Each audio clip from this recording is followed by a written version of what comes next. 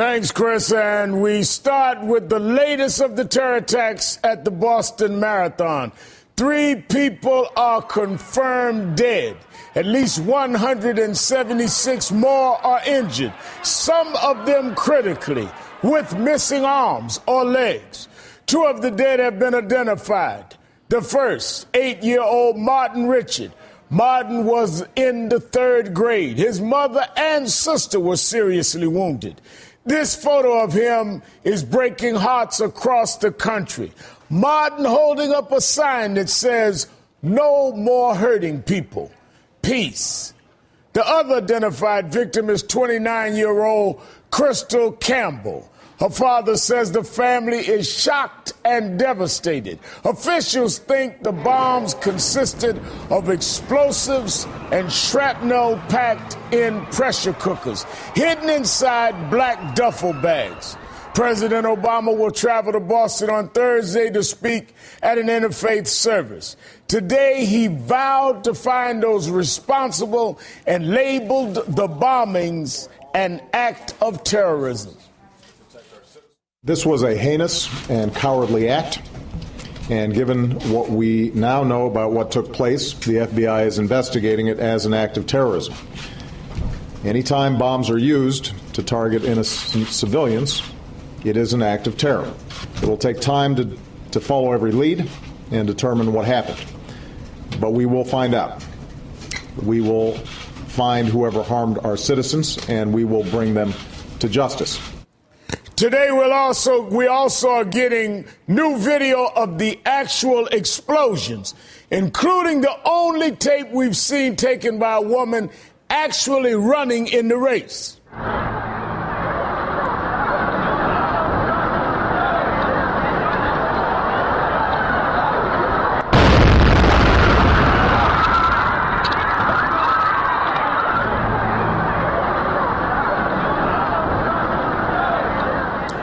New radio calls from first responders reveal the chaotic moments just after the explosions. We have reported 2 explosions here. We have at least a dozen people with serious injuries. There's at least 2 explosions, a dozen serious injuries, a multiple injury incident. Authorities are now asking anyone with potential photo or video evidence to come forward and help the investigation. Joining me now live from Boston is Michael Isikoff, National Investigative Correspondent for NBC News. And with me here in the studio is NBC News terrorism expert Michael Leiter, former director of the National Counterterrorism Center. Thank you both for joining me. Michael Isikoff, let me go to you first. The Boston Globe is reporting that officials have recovered a circuit board from the scene of the explosions. What is your take on that?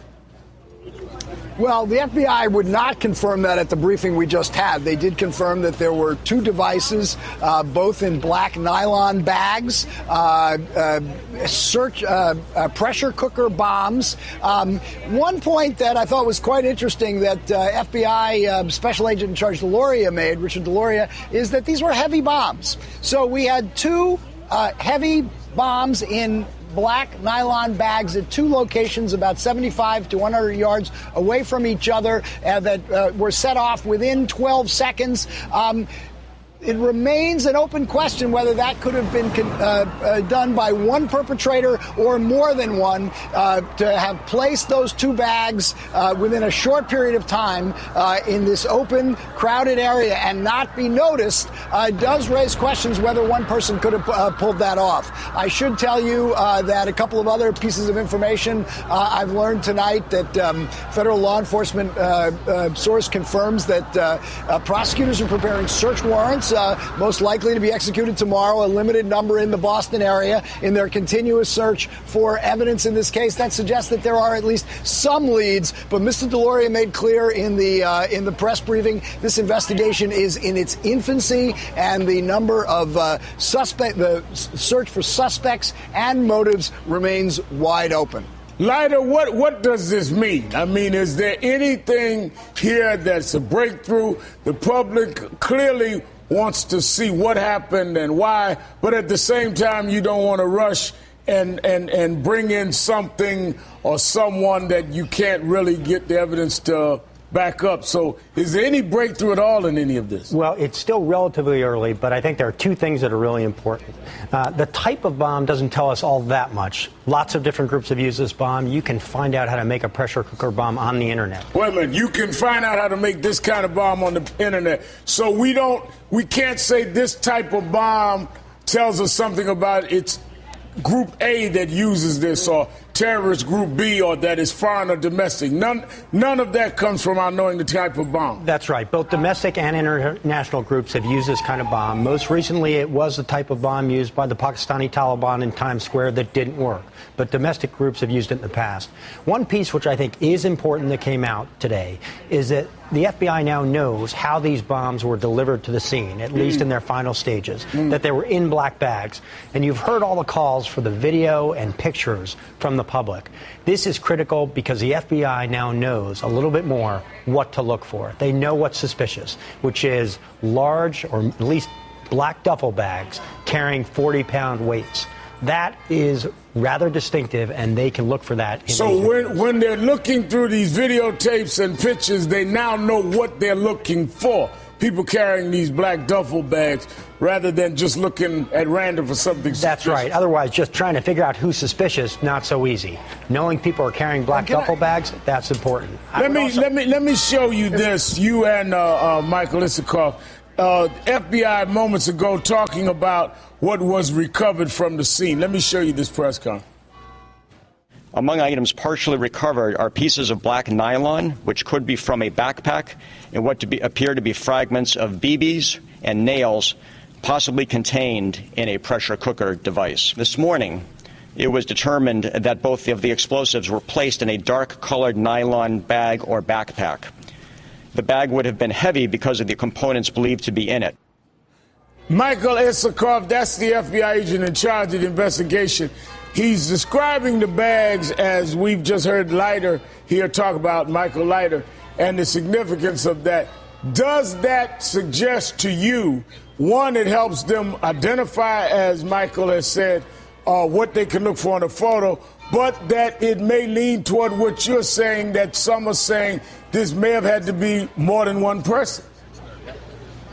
Well, we don't know that, but just picking up on Mike's point there, but the significance of knowing you're looking for somebody carrying a black nylon bag, that does help explain these repeated requests to the public for cell phone videos or pictures that might have been taken at the scene. Not only that, they've gone so far, ICE agents, Immigration and Customs Enforcement agents, have been at Logan Airport today questioning travelers who are leaving the city, asking them if they had any such cell phone videos or pictures, which is an unusual tactic and length to go to get those photographic images. In a lot of ways, they're looking for the Zapruder film of this Boston Marathon bombing. Zapruder being the individual who took the film of the John F. Kennedy assassination. Right. Now, Leiter, and I'm calling you Leiter because both of you are named Michael. The fact that we are hearing now that the FBI and others are asking for pictures and videos, I understand about the nylon bags, but the fact that we know that this bomb, how it was made, I'm a New Yorker. Is that not the same way the bomb in the Times Square attempted bombing was made? Wasn't it the same type of bomb? And does that tell us anything about the same type of people may be behind it, or doesn't mean anything?